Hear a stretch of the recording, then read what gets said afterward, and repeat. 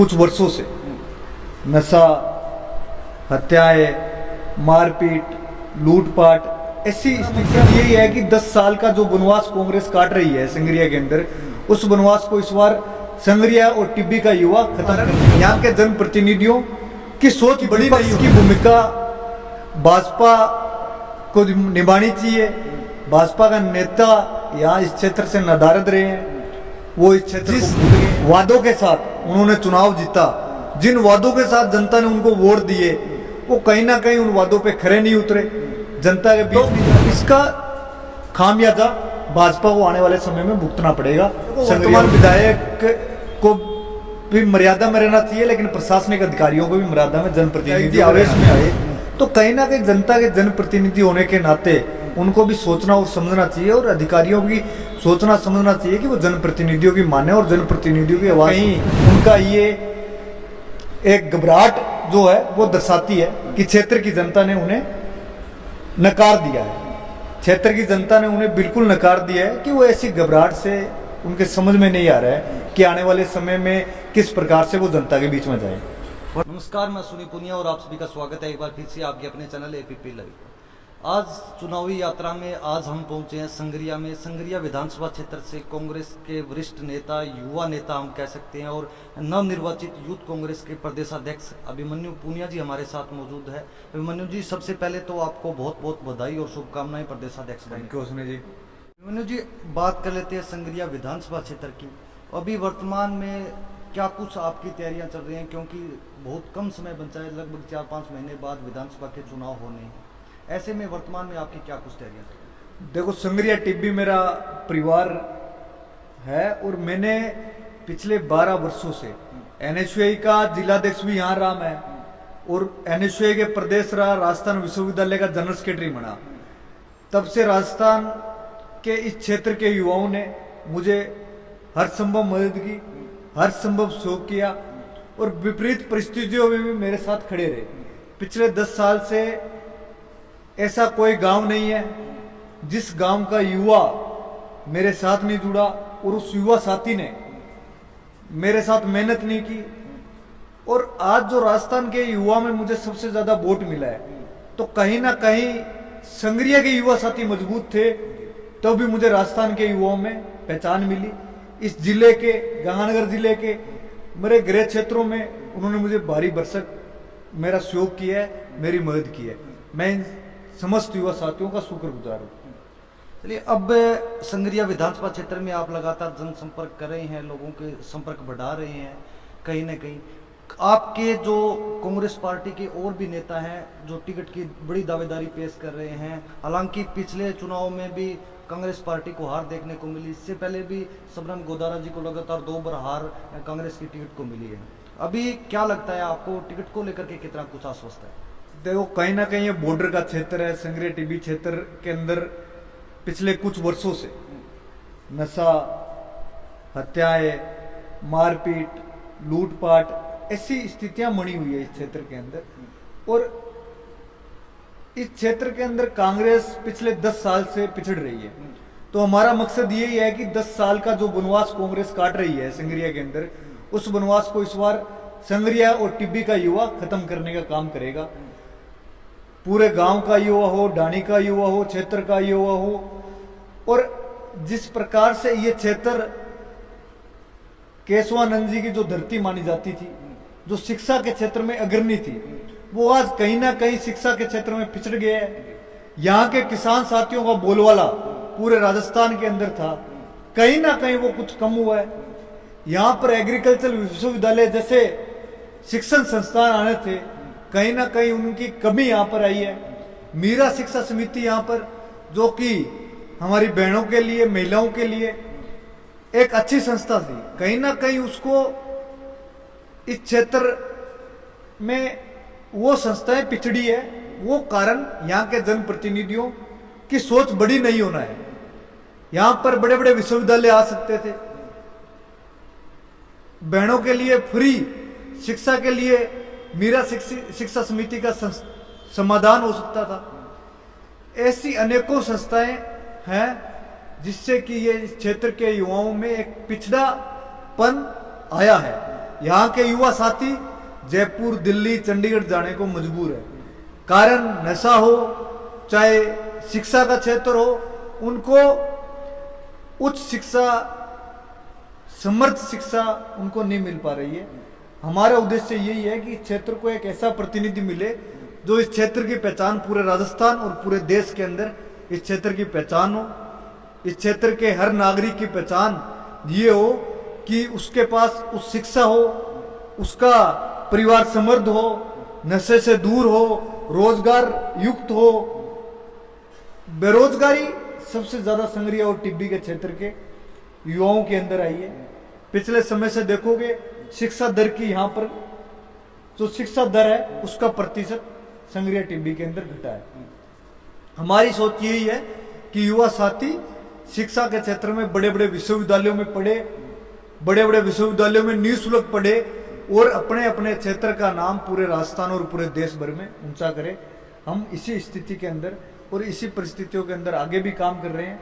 आने वाले समय में जिस प्रकार भी हमारी सोच और हमारे जो टीम के साथी हैं उनकी सोच ये है कि आने वाले समय में क्षेत्र में एक ऐसा जनप्रतिनिधि चुने जो क्षेत्र की समस्याओं को समाधान कर सके, शिक्षा के क्षेत्र में समाधान कर सके। चोरी, डकैती, नशा, हत्या, अपराधी आम हो चुका है क्योंकि हरियाणा पंजाब बॉर्डर हमारा क्षेत्र है। तो उन गतिविधियों पर विराम कौन लगा सकता है, उसके लिए हम काम कर रहे हैं। और हमारा उद्देश्य यही है कि यहाँ का नागरिक पढ़ लिख कर शिक्षित बनकर अपना नाम है वो राजस्थान और पूरे देश में संगरिया और टिब्बी का नाम ऊंचा करे। लगातार सोशल मीडिया पर आपकी एक्टिविटी देखती हैं, भाग दौड़ रहती है पूरे दिन, जनसंपर्क जिस प्रकार से आप कर रहे हैं, क्या आपके जो नेता है सचिन पायलट जी, उनकी तरफ से कोई बड़ा आश्वासन टिकट को लेकर के मिला है? देखो, सचिन पायलट जी मेरा नेता है क्या, पूरे राजस्थान और पूरे देश के युवाओं के नेता हैं।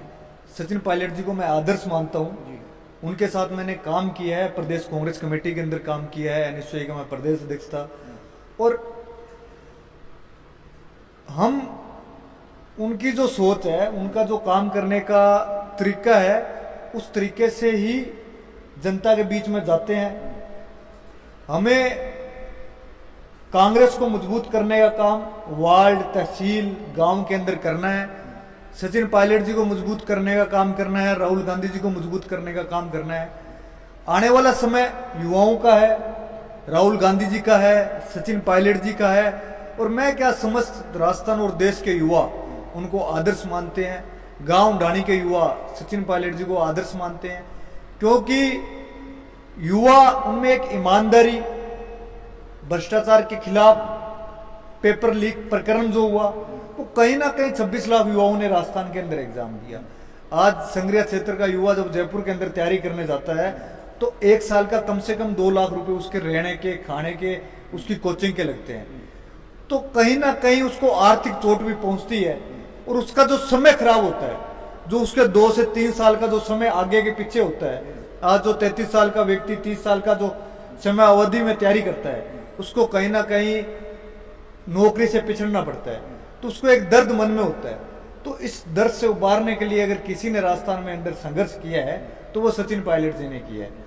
आज भी उस बात पर अड़े हुए हैं कि आरपीएससी का समाधान होना चाहिए। आरपीएससी में कांग्रेस के लोग, कांग्रेस की राज के अंदर जो हम लोग बिठाते हैं, वो लोग ईमानदार हों, कांग्रेस की परिपाटी से निकले हुए हों और उस परिपाटी में, उस विभाग में ईमानदारी से काम करें। तो युवाओं के साथ कुठाराघात नहीं हो, युवाओं के साथ अन्याय नहीं हो।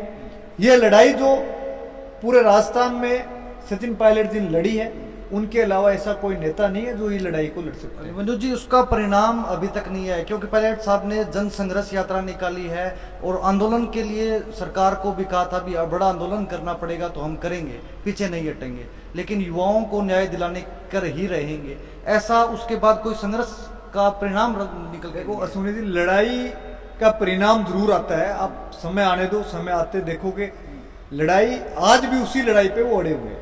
आज भी आरपीएससी के पुनर्गठन को लेकर उनकी मांग है, पेपर लीक प्रकरण को लेकर मांग है। तो कहीं ना कहीं उनकी जो मांग है बिल्कुल जायज है। राज्य सरकार भी, दिल्ली भी उनकी बातों पर बिल्कुल मुकम्मल कर रही है और उनकी बात कहीं ना कहीं राज्य सरकार को पूरी करनी पड़ेगी अगर हमें 2023 के अंदर मजबूती से चुनाव लड़ना है और कांग्रेस की सरकार को रिपीट करवाना है। वर्तमान विधायक भाजपा से गुरदीप सापिनी जी, उनका 4.5 साल का कार्यकाल पूरा हो चुका है।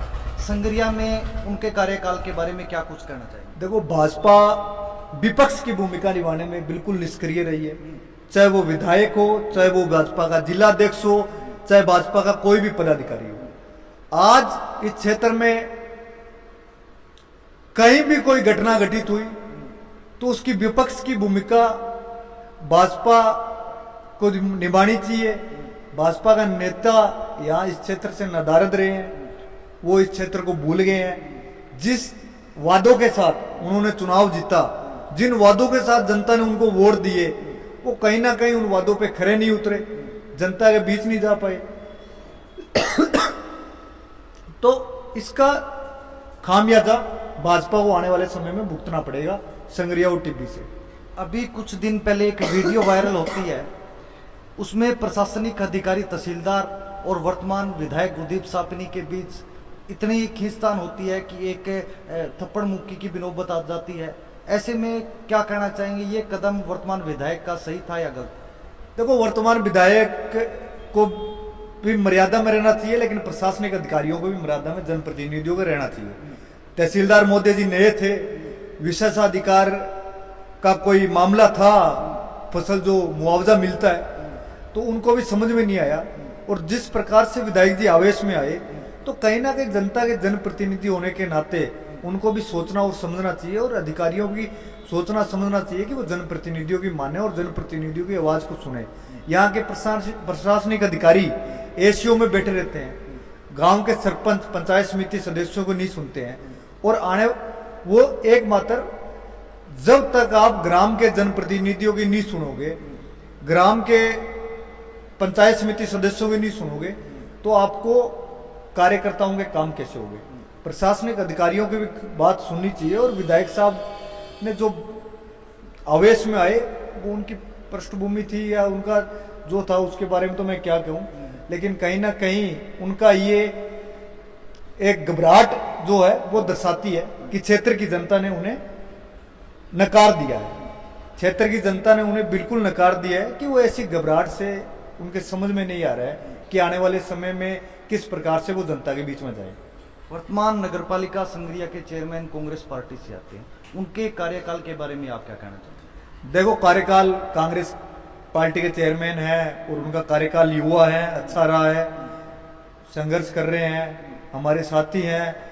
निश्चित रूप से सब मिलकर चुनाव लड़ेंगे तो आने वाले समय में संगरिया में कांग्रेस का परचम लहराएंगे, और कांग्रेस का कार्यकर्ता को मजबूत करने का काम जो नेता करेगा वो ही कांग्रेस में टिक पाएगा। जब तक आप कार्यकर्ताओं को नजरअंदाज करोगे 4.5 साल और 6 महीने में कार्यकर्ताओं को याद करोगे, तो कार्यकर्ता भी आपसे भाग जाएगा, क्योंकि कार्यकर्ता भी 5 साल आपके लिए बूथ पर खड़ा रहता है।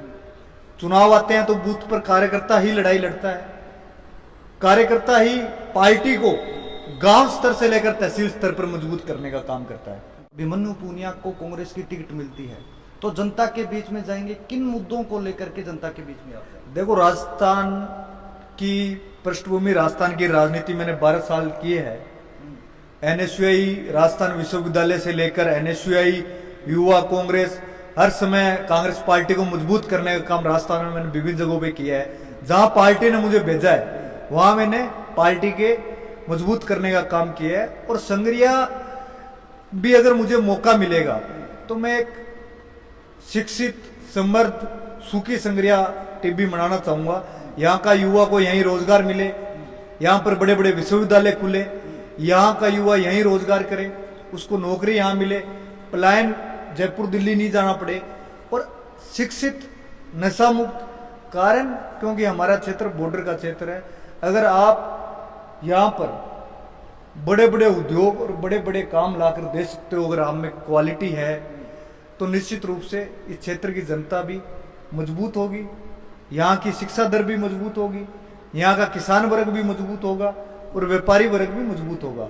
क्योंकि हमारा क्षेत्र बॉर्डर का क्षेत्र आता है, किसान का क्षेत्र है, तो यहाँ का किसान को मजबूत करोगे तो व्यापारी भी मजबूत होगा, और युवाओं को यहाँ पर उच्च शिक्षा दोगे तो यहाँ पर रोजगार भी मिलेगा, और युवा साथियों को यहाँ से पलायन करने पे मजबूर नहीं होना पड़ेगा। नशा, अव्यवस्थाएं, संग्रिया टिब्बी क्षेत्र आज के दिन यूपी बिहार की तरफ बढ़ रहा है। इसको यूपी बिहार बनने से अगर हम सब लोगों को, इस जनता को मिलकर बचाना होगा। आप कह रहे हो राहुल गांधी जी मेरे आदर्श नेता है। आपके आदर्श नेताजी ने भारतीय जनता पार्टी विपक्ष की पार्टी है, वो लगातार ये आरोप लगा रही है कि चुनाव 2018 का विधानसभा का चुनाव था, उस समय 1 से 10 तक की गिनती शुरू की थी और उन्होंने कहा था कि 10 दिन के अंदर कर्ज मुक्ति होगी किसान की।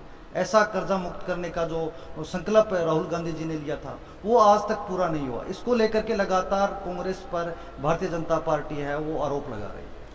देखो, कहीं ना कहीं किसानों को रिलीफ जरूर मिला है, ठीक है। बैंक सोसाइटी, कहीं ना कहीं सोसाइटियों के कर्जे माफ भी हुए हैं, कहीं ना कहीं बैंक के जो है एसबीआई बैंक है उसमें कोई कुछ छूट दी गई है। अब आने वाले समय में मुख्यमंत्री जी हो सकता है किसानों के लिए नई योजनाएं लेकर आए। अब ये सवाल तो जो राजस्थान के मुख्यमंत्री बने हैं वो ही दे सकते हैं, या फिर दिल्ली का आलाकमान दे सकता है। लेकिन कहीं ना कहीं राहुल गांधी जी के किसान का कर्ज माफी का जो बयान था उसको लेकर कहीं ना कहीं किसानों को रिलीफ देने का काम राजस्थान सरकार ने किया था, और आगे भी योजना ऐसी है कि आप घोषणा हो सकती है कि राजस्थान के किसानों को एक बड़ी योजनाएं मिल सकती है। सहकारी समिति की आप बात कर रहे हो कि सोसाइटी में लोग किसानों को कुछ न कुछ रिलीव मिली थी, लेकिन भारतीय जनता पार्टी के तमाम नेता ये कह रहे हैं कि वसुंधरा राजे की जब मुख्यमंत्री थी उस समय 50-50 हजार रुपये किसानों के माप सहकारी समिति की ओर से किसानों की गई थी, भारतीय जनता पार्टी ने की। भारतीय जनता पार्टी ने किए होंगे, लेकिन भारतीय जनता पार्टी का राज था उस समय, उन्होंने 50,000 किए, वो कर्जा माफ करते पूरा उनका जो वादा था। जो काम कांग्रेस ने जो काम किया है वो भाजपा कभी नाकाम कभी सड़क पर कर सकती है। भाजपा जातिवाद, धर्मवाद, इस पे जनता को लड़वाने का काम करती है, और कांग्रेस पार्टी सब लोगों को साथ लेकर चलती है, चाहे किसी जाति का हो चाहे किसी धर्म का हो। कांग्रेस के लिए हनुमान चालीसा भी कांग्रेस की है, ना कि भाजपा की है। कांग्रेस से अभिमन्यु पुनिया उम्मीदवार 2023 के चुनाव में होते हैं, तो मुख्य रूप से आप अपने सामने किसके साथ मुकाबला मानते हैं? देखो, कांग्रेस पार्टी जिसको भी टिकट देगी संग्रिया से वो कांग्रेस का मजबूत योद्धा होगा, और संग्रिया और टिब्बी का युवा इतना कमजोर नहीं है कि भाजपा को उखाड़ने के लिए उसको 15 साल लग जाए। इस बार भाजपा के 10 साल का जो कांग्रेस का वनवास है वो संग्रिया और टिब्बी का युवा खत्म कर देगा।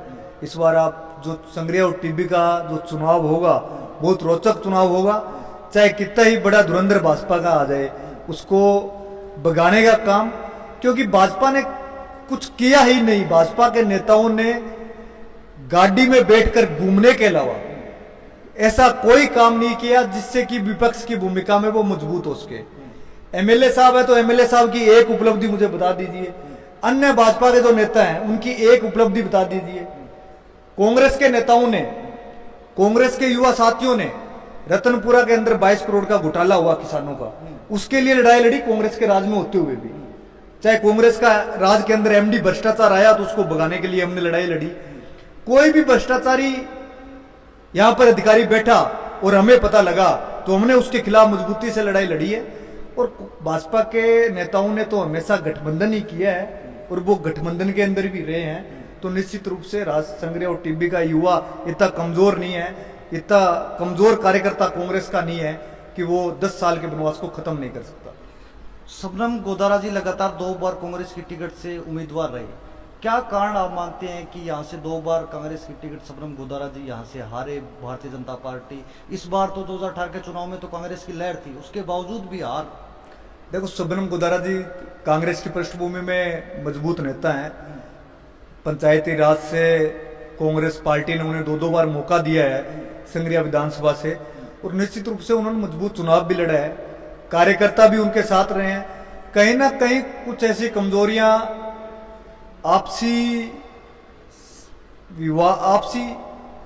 सिस्टम में, या कोई ना कहीं हम ये कांग्रेस के कार्यकर्ता या हम हमारी कमजोरी मानते हैं कि हम चुनाव नहीं जीत पाए।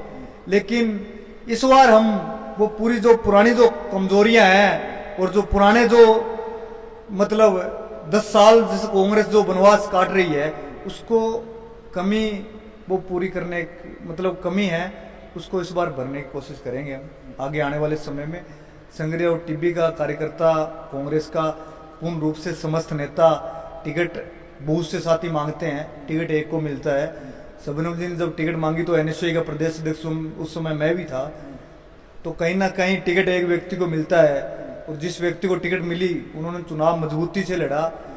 ठीक है, कहीं ना कहीं किस्मत में हार जीत चलती है और चुनाव में एक व्यक्ति हारता है और एक व्यक्ति जीतता है, और आने वाले समय में भी हम कांग्रेस को मजबूत करने के लिए ही लड़ेंगे। क्षेत्र के तमाम लोग आपको देख रहे हैं, अंतिम रूप से क्या संदेश देना चाहिए? देखो, मैं तो ये कहना चाहूंगा कि क्षेत्र की जनता के लिए पिछले 12 साल से हर परिस्थिति में जितना मेरे से हो सकता है सुख दुख जहां पर जरूरत पड़े वहां पर पहुंचता हूं।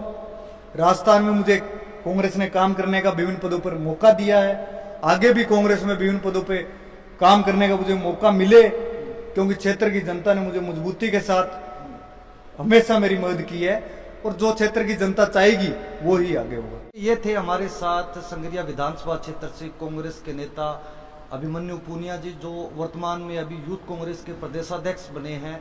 इनसे हमने आगामी विधानसभा चुनाव 2023 के बारे में, वर्तमान संगरिया के हालात के बारे में, विभिन्न मुद्दों को लेकर के हमने बातचीत की। आगे की अपडेट के लिए हमारे साथ बने रहिएगा। तब तक के लिए धन्यवाद। वीडियो को ज़्यादा से ज़्यादा शेयर करें।